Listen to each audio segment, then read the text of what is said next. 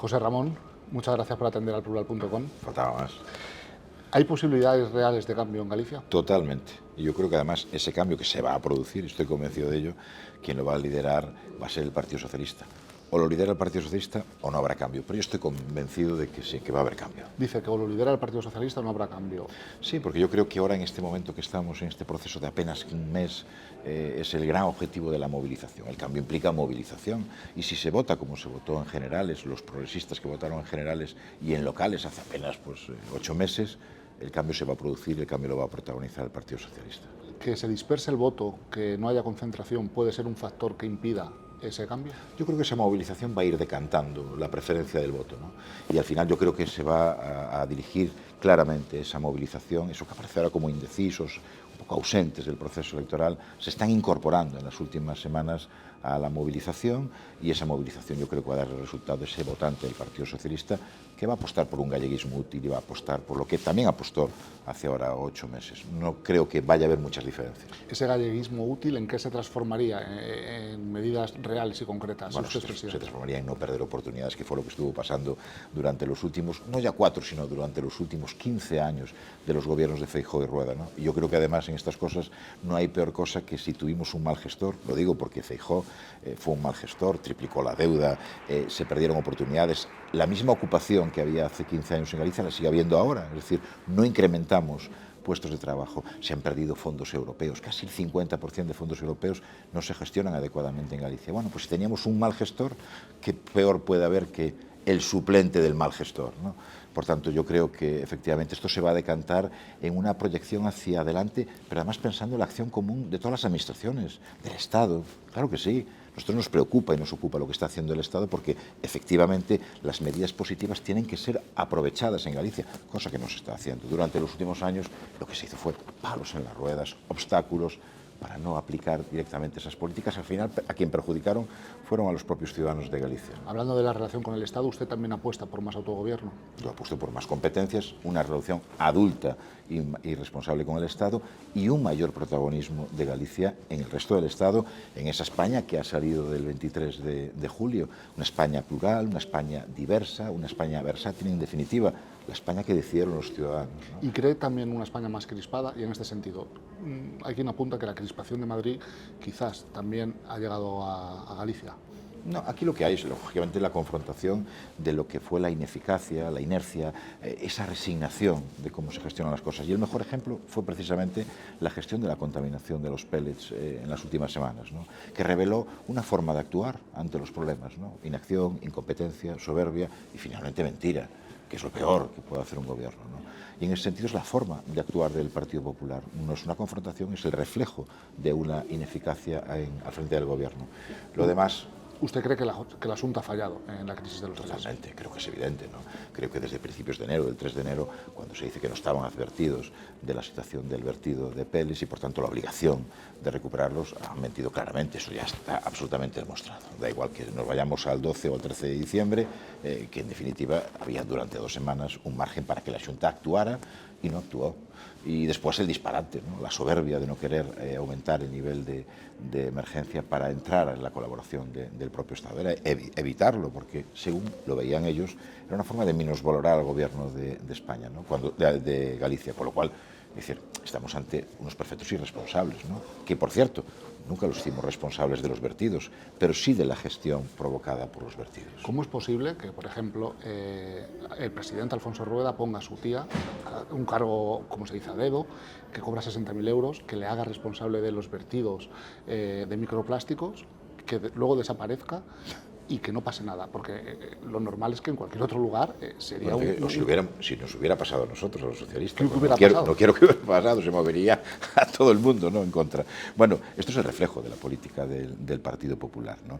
Y es el reflejo de lo que decía antes, de cómo actúan, ya no solamente con ese claro ejemplo de nepotismo, sino cómo actúan de forma incompetente y cómo resuelven los problemas lanzando la responsabilidad sobre otros, tanto sobre los ayuntamientos como con el Estado, ¿no? Dice, no se puede pasar de un día a decir que no hace falta ningún tipo de medios adicionales por parte de otra administración y al día siguiente pedir, bueno, pues un submarino, no sé cuántos barcos, aviones de... Es decir, es imposible, no es coherente con lo que estuvo haciendo el Partido Popular, ¿no? Por tanto, yo creo que eso es el reflejo de cómo actúa el Partido Popular y cómo instauró en su forma de actuar la mentira, la ocultación, la evasión de responsabilidades, que es lo peor que puede hacer un gobierno. No decir la verdad, mentir y no asumir responsabilidades. Gobernar es asumir responsabilidades. Bueno, pues ese manual del Partido Popular es lo que nosotros queremos desterrar de Galicia, y ya no tanto la contaminación la provocada por los PL, sino la contaminación de las mentiras que inunda toda la gestión del Partido Popular. Habla usted de caso de nepotismo. ¿No refleja también a lo mejor una sociedad que le permite estas cuestiones? Es la lucha contra la resignación, ¿no? Esa resignación que durante estos años se instauró en Galicia, pero que yo creo que se está desterrando de Galicia, ¿no? Esa ruptura con la resignación. Es la situación de ese Partido Popular que apela a esa Galicia dormida para mantenerse en el poder. Bueno, pues yo creo que se está produciendo serios grupos de ese despertar de Galicia, esa movilización y esa falta y esa ausencia de resignación, sino de pensar en un futuro mejor, en aprovechar oportunidades, en definitiva. Si usted, para revertir esa situación, si usted fuese presidente, ¿cuáles serían las primeras medidas? Bueno, de muchas de estas cosas estamos hablando ahora este fin de semana, ¿no? Estamos hablando de reindustrializar nuestro país, por cierto, de la mano de una energía que va a ser abundante y barata aquí en Galicia, la energía del viento, la energía del mar, la energía del agua. En definitiva, vamos a tener energía barata y vamos a tenerla cerca, que es uno de los principales atractivos para la reindustrialización. Pero va a venir también el crecimiento inteligente. La agencia especial estatal de la inteligencia artificial va a estar situada aquí en Galicia. Tenemos la proyección de la reindustrialización de la mano de los astilleros públicos y de los astilleros privados también, el mundo naval, tanto militar como civil, y juntamente con la imposición de mayor desarrollo de la automoción y del sector de la automoción, junto con la industria agroalimentaria y la potenciación de la industria forestal. Es decir, la reindustrialización va a venir de la mano del Partido Socialista, sin lugar a dudas, pero además apoyando y apostando por la cohesión social y la cohesión territorial. Por tanto, esas medidas que hoy estamos hablando aquí de cogobernanza, de mayor potenciación de los servicios públicos, eso en definitiva va a aumentar la prosperidad de Galicia. ¿Usted cree que eso revertiría la inmigración de la gente joven en Galicia? Es decir, una de las partes fundamentales del programa del Partido Socialista para estas elecciones es precisamente retener y atraer a esos jóvenes y a esos hombres y mujeres que se marchan, bueno, en número, en la última decena, 60.000 hombres y mujeres que fueron fuera de Galicia y, por tanto, que el talento lo exportaron a otras partes del territorio fuera de España. Emigración de la gente joven y abandono de lo rural, otra de las principales Totalmente, problemas. Despoblación, se produce un fenómeno de envejecimiento y un problema de dispersión. Hoy lo hablaba con la ministra, con la vicepresidenta y responsable de la Hacienda Pública, que la financiación autonómica va a ser un momento de discusión y donde además creo que vamos a coincidir en muchas partes del territorio español en relación con esa financiación autonómica. Pero en Galicia hay que luchar contra lo que es el fenómeno pernicioso de la pérdida del déficit demográfico, ¿no? Por tanto, es otra de las situaciones diferenciales con Galicia, con España, ¿no? Galicia crece menos que el resto de España y Galicia envejece más que el resto de España. Y para eso hay que reponer, hay que atraer y sobre todo hay que dar circunstancias para que efectivamente la gente no se vaya de sus lugares. Sí que hay un elemento común que es el abandono de lo rural, pero luego la dificultad de acceder a una vivienda, sobre todo en las capitales de provincia. ¿Es el mismo problema? ¿Diferentes soluciones? Bueno, sí, diferentes soluciones sí, porque es verdad que tenemos que impulsar definitivamente algo que no hizo el Partido Popular, que fue la promoción pública de vivienda, sobre todo en los lugares más tensionados. También es cierto que contra esa tensión, no solamente en venta, sino también en alquiler, hay que luchar de una forma decidida, pero también hay que contribuir a rehabilitar el patrimonio de viviendas en Galicia, ¿no? Que ayuda también a fijar población, a evitar la dispersión y a recuperar patrimonio inmobiliario que efectivamente aboca a esa dispersión y a ese abandono del rural. Por tanto, el frente de la vivienda tiene varias aristas sobre las que tenemos que actuar. Vivienda pública, alquiler, fundamentalmente para jóvenes, limitar la cuestión relacionada con las zonas tensionadas y finalmente recuperar patrimonio inmobiliario, es decir, rehabilitar.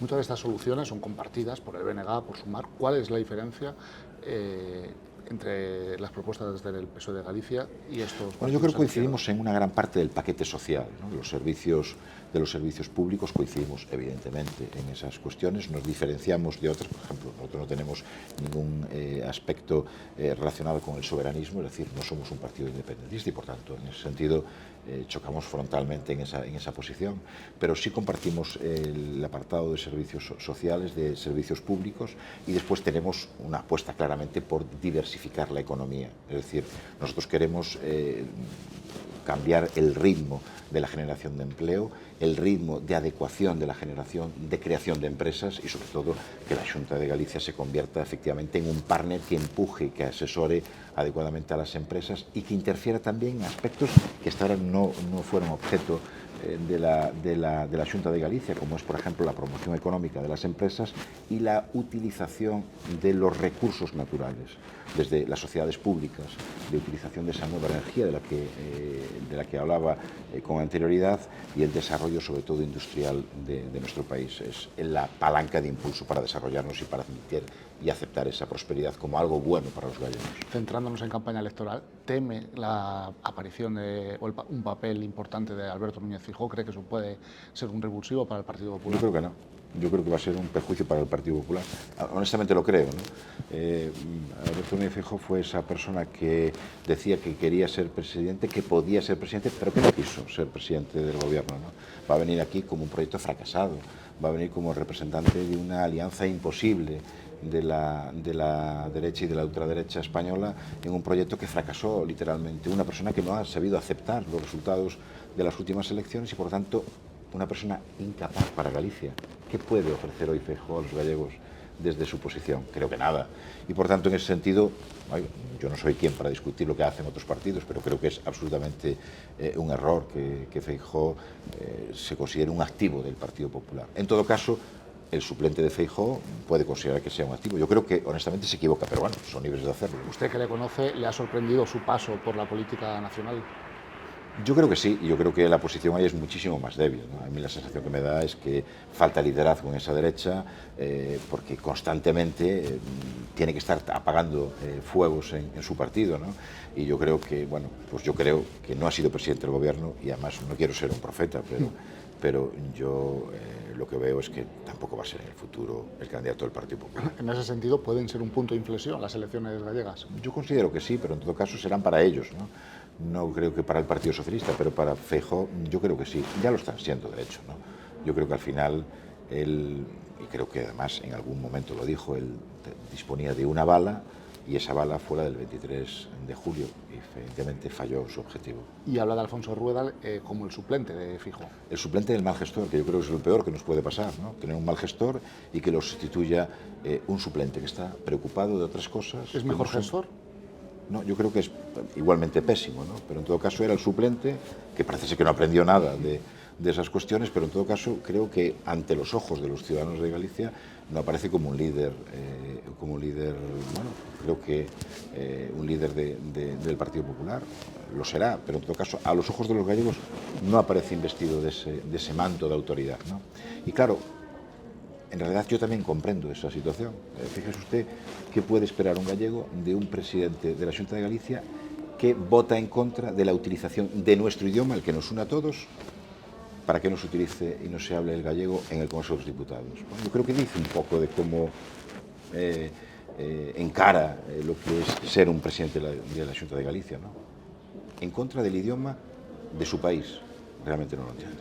Y para terminar, ¿cree usted que al PSOE de Galicia le pueden afectar temas de política nacional? Hablo de la amnistía, de otro tipo de cuestiones. ¿Cree que eso va a entrar en campaña electoral? El gallego tiene un profundo sentido común y yo creo que hoy no tiene entre sus prioridades la discusión. Por cierto, yo puedo entender que haya gente que no esté a favor de esa amnistía, pero sí confío en que los gallegos, como decía antes, tienen un profundo sentido común y muy manifiesto, lo ponen de manifiesto constantemente, valoran cuestiones muy positivas del ámbito nacional como que le suban las pensiones y que penalice a aquellos partidos que, tampoco lo entiendo, cómo se pueden oponer a que le suban las pensiones a 750.000 gallegos, ¿no? Hay cosas que no puedo entender. Yo creo que ese tema, con independencia, insisto, de que haya gente que le pueda estar a favor, estar en contra, no lo sitúa dentro de sus prioridades. Por tanto, sabe perfectamente que eso no es lo que se va a decidir en el 18 de febrero.